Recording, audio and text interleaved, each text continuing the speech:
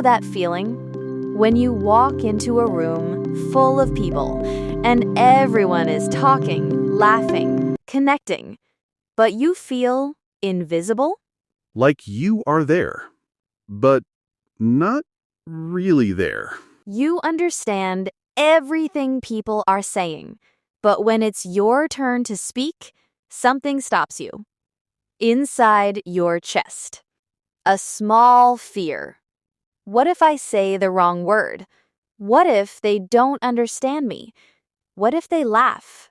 And so you smile, you nod, you stay quiet, and you go home that night thinking, I had so much to say. Why didn't I say it? That feeling has a name. It's not stupidity. It's not weakness. It is simply not having the right words yet. And that is exactly why we are here today. Hello and welcome to Speak Unstoppable, the podcast that helps you speak English with real confidence, in real situations, in the real world. I'm John. And I'm Maria. So happy you're here with us today. This episode is for B1 to B2 level learners, intermediate English speakers who understand a lot but sometimes feel stuck when it's time to actually speak. And today's topic is something almost every English learner faces: how to speak confidently at work. Whether you work in an office, online, in a shop, or anywhere, English at work has its own special phrases. And once you know them, everything feels easier. I have to be honest. I'm feeling very energetic today. This topic is close to my heart because I spent years feeling silent at work. And I don't want that for you. Same. So let's get into it. And truly, thank you for choosing to learn English with us today. Let me paint a picture for you. You have been working at your job for 6 months. You know your work well. You do your job properly. But in meetings, you say almost nothing. Your colleagues speak. Your manager speaks. But you listen. And it's not that you have nothing to say. You have thoughts. You have opinions. But the words, in English, they don't come out fast enough. And then the moment passes. This is one of the most common experiences for non-native English speakers at work. You know the content. You know your job, but the language feels like a wall between you and your confidence. Think of it like this. Imagine you are a good driver. You drive perfectly in your own city. But then someone gives you a car in a new city. Different roads, different signs. You can still drive, but you go slowly at first. You are careful. You are not fully confident yet. Work English is like that new city. You just need to learn the roads, the signs, the phrases. And then you drive confidently again. And the good news? The roads are not that complicated. Maybe this happens to you too. Okay, let's start with the most common situation. You are in a meeting and you want to share your idea. This is the moment many people feel nervous. The problem is not the idea. The problem is the opening. How do you start speaking? What are the first words? Because in English, especially at work, how you start matters a lot. If you just say your idea suddenly, it can sound a little abrupt. Abrupt means too fast, without any introduction, like jumping into cold water without warning. So, we use what are called opening phrases. These are short sentences that prepare people to listen to you. They signal, hey, I am about to say something. Please pay attention. Here is the first one. I'd like to share an idea. Simple. Polite. Professional. I'd like to means I want to, but softer, more polite. So instead of just saying your idea suddenly, you say, I'd like to share an idea about the new project. Now everyone looks at you. You have the floor. Have the floor means it is your turn to speak. Everyone is listening to you. Another great phrase. Can I add something here? You use this when other people are talking and you want to join the conversation. Add means to put something extra. So you're saying, I have something extra to say. This is so useful in meetings because you don't interrupt anyone rudely. Interrupt means to stop someone while they are speaking. With this phrase, you ask permission first. So you raise your hand a little, or you pause, and you say, Can I add something here? The person stops. They say, Yes, of course. And now, you speak. I remember my first week at a new job. There was a big meeting. I had an idea, but I didn't know how to enter the conversation. So I just waited and waited. And the meeting ended. And after the meeting? After the meeting, I told my manager my idea privately. She said, Why didn't you say this in the meeting? It's a great point. Oh no. That's the classic story. Yes. So, learn these phrases. Use them. Don't wait for after the meeting. And one more phrase for this section. In my opinion, or from my perspective, these phrases mean, this is what I think. This is my personal view. Perspective means your point of view. The way you see something. Like, from where you are standing, what do you see? So you say, in my opinion, we should change the deadline.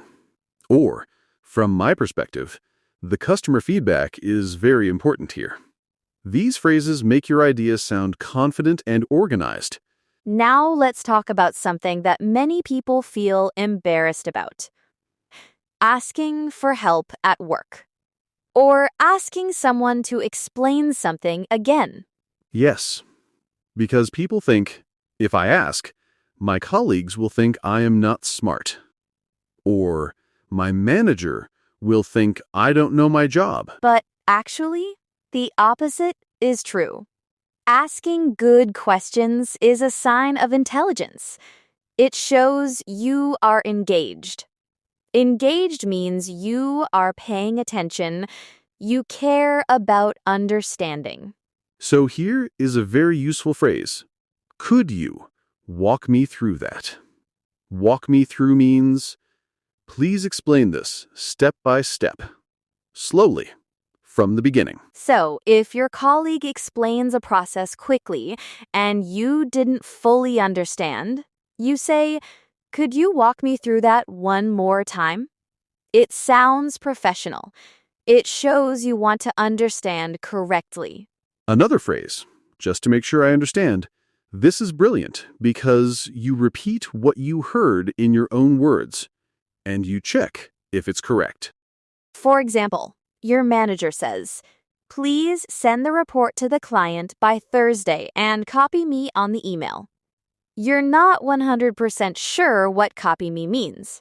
So you say, just to make sure I understand, you want me to send the report to the client and also send you the same email? Copy me on the email means send me the same email too. So, you are checking. You are confirming. And your manager feels good because you are being careful. This phrase is also great when someone gives you instructions very fast. You use it to slow things down without seeming rude. Okay, I have a funny story. My first week at a new job, someone asked me to loop in the marketing team. And I thought, loop in? Like a loop? Like a circle? What does this mean? What did you do? I nodded and said sure.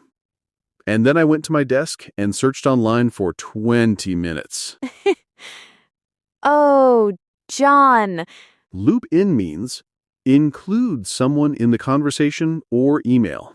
Bring them in. So the right thing to say was, just to make sure I understand, you want me to include the marketing team in this email chain? Perfect example. Use that phrase. It saves so much confusion. One more phrase for asking for help. I could use some guidance on this. Guidance means advice or direction. I could use means I need, I would like. So instead of saying, I don't know what to do, which sounds a little helpless, you say, I could use some guidance on this project. Much more professional. Much more confident. Okay, this one is very important, and many people avoid it completely. Disagreeing with someone at work. In English. Politely. Because in many cultures, disagreeing with a manager or a senior colleague feels very uncomfortable. It can feel disrespectful. But in many English-speaking workplaces, it is completely normal and even expected to share a different opinion. The key is how you say it. So here is the golden phrase. I see your point. But I see your point means I understand what you are saying. I hear you. And then but introduces your different opinion. This phrase is powerful because you first show respect for the other person's idea. Then you share yours. So it doesn't feel like an attack. For example, your colleague says, I think we should launch the product next week. You disagree. You say, I see your point, but I think we might need a little more time to test it properly. Beautiful. You disagreed. But you didn't make anyone feel bad. Another phrase. That's a good point. However, same idea. You acknowledge. Acknowledge means to recognize. To show you heard something, you acknowledge their point, then you add your different view. That's a good point. However, based on the data we have, I think the timeline might be too short. Sounds confident. Sounds professional. Sounds like someone who knows what they're talking about. And one more. Would it be worth considering? This is a very soft, polite way to suggest a different idea. Worth considering means maybe we should think about this. So instead of saying, no, that's wrong, we should do this instead, you say, would it be worth considering a different approach? Much softer, much more polite. But you still shared your opinion. You still spoke. That's the goal. I want to say something to everyone listening. Disagreeing politely is not being rude. It is being professional. Your workplace needs your honest opinions. That is why they hired you. Okay, one more section. This one is about ending work conversations well and following up. Follow up means to check on something later. To make sure it was done. This is so important because in many workplaces, a lot of communication happens after the main conversation. Emails, messages, quick check-ins. So here's a useful phrase to end a meeting or conversation. Let me summarize what we agreed on. Summarize means to give the main points in a short way. Agreed on means the decisions we made together. So at the end of a meeting, you say, let me summarize what we agreed on.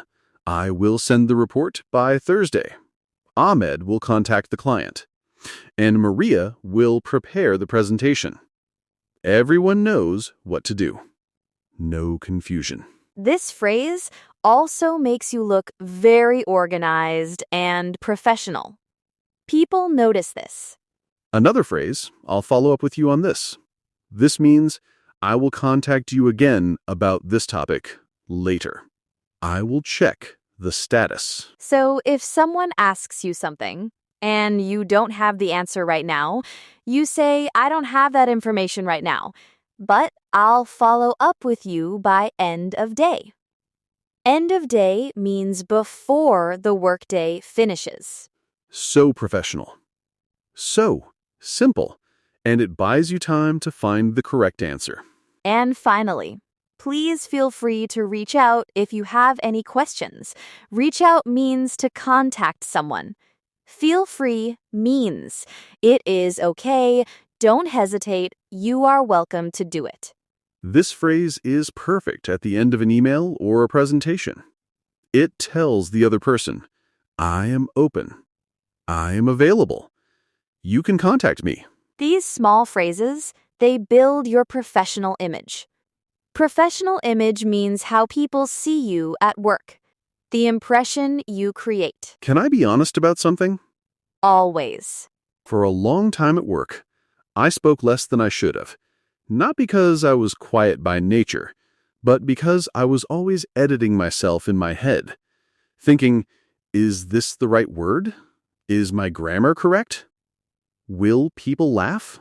And what happened while you were editing yourself? The moment passed. The conversation moved on. And I had said nothing. I think so many people listening right now understand that feeling. That same feeling from the beginning of today's episode, invisible, silent, full of words you never said. The thing that changed for me was a very simple shift. I stopped asking, is my English perfect? And I started asking, did the other person understand me? That's it. That's the only question that matters. Communication is not about perfection. Communication is about connection. If the other person understood you, you succeeded. Your colleagues at work, they are not your English teachers. They are not grading your grammar. They want to know your ideas. They want to work with you. So speak. Share your ideas. Ask your questions. Disagree politely. Follow up professionally. And every time you do it, it gets a little easier. The sentence I want you to remember today. Speak first. Be perfect later. Okay, let's slow down now. Word tour time. 7 key phrases from today, slowly and clearly. Number 1. I'd like to share an idea. This means I want to tell you something I thought of. Example 1. I'd like to share an idea about improving our process. Example 2. I'd like to share an idea before we finish the meeting. Maria? Personally? I use this phrase every time I feel nervous in a meeting. It gives me 2 seconds to breathe before I start speaking. Those 2 seconds help a lot. Number 2. Can I add something here? This means I want to join the conversation and say something extra. Example 1. Can I add something here? I think the budget needs to be discussed too. Example 2. Can I add something here before we move to the next point? I use this one when my manager is explaining something and I realize there's important information he forgot. It feels very natural. Number 3. Could you walk me through that? This means please explain this slowly, step by step. Example 1. Could you walk me through the new system? Example 2. Could you walk me through what happened in yesterday's meeting? I asked my colleague this phrase on my first day at a new job. She was so happy to explain. People like to help. You just need to ask politely. Number 4. Just to make sure I understand. This means, let me repeat what I heard to check if it's correct. Example 1. Just to make sure I understand. You want this done by Friday, not Thursday? Example 2. Just to make sure I understand, the meeting is online, not in the office? This phrase has saved me from so many mistakes. I use it almost every day. Number 5. I see your point, but this means I understand your idea, and I have a different opinion. Example 1, I see your point, but I think the cost might be too high. Example 2, I see your point, but from the customer's side, this could be confusing. This phrase changed how I communicate at work. I used to stay silent when I disagreed. Now I say this and share my view. It feels so much better. Number 6, I'll follow up with you on this. This means I will contact you again about this topic later. Example 1, I don't have the numbers right now, but I'll follow up with you this afternoon. Example 2, I'll follow up with you on this after I speak with the team. Number 7, please feel free to reach out. This means you are welcome to contact me anytime. Example 1, please feel free to reach out if you have any questions about the report. Example 2, please feel free to reach out by email or phone. I end almost every professional email with this phrase. It makes me sound open and approachable. Approachable means easy to talk to, friendly. One thing to practice today. Very simple. Very specific. The next time someone explains something to you, at work, at home, anywhere, use this phrase. Just to make sure I understand, you mean? Fill in what you understood. Say it back to them. Check if you are correct. This does 2 things. First, it helps you understand better. Second, it makes you practice speaking in English in a real situation, every day. Try saying this today. Just to make sure I understand, you mean underscore, underscore, underscore? Write it in your phone. Practice it tonight. Use it tomorrow. Small steps. Every day. That is the real secret to confident English. Comment challenge time. And this one is personal. In the comments below, tell us one situation at work where you felt silent, where you had something to say, but you didn't say it. You don't have to write a long story. Just one sentence. I felt silent when... Because when you write it, you start to understand it. And when you understand it, you start to change it. We read every single comment. You are not writing into empty space. We are here. If this episode helped you, please give it a like. It takes 1 second, and it helps so many other learners find this podcast. And subscribe to Speak Unstoppable if you haven't already. New episodes every week, all made for real English learners like you. You are not invisible. You never were. You just needed the right words. And now you have them. See you next episode. Take care, everyone. Bye for now. Bye.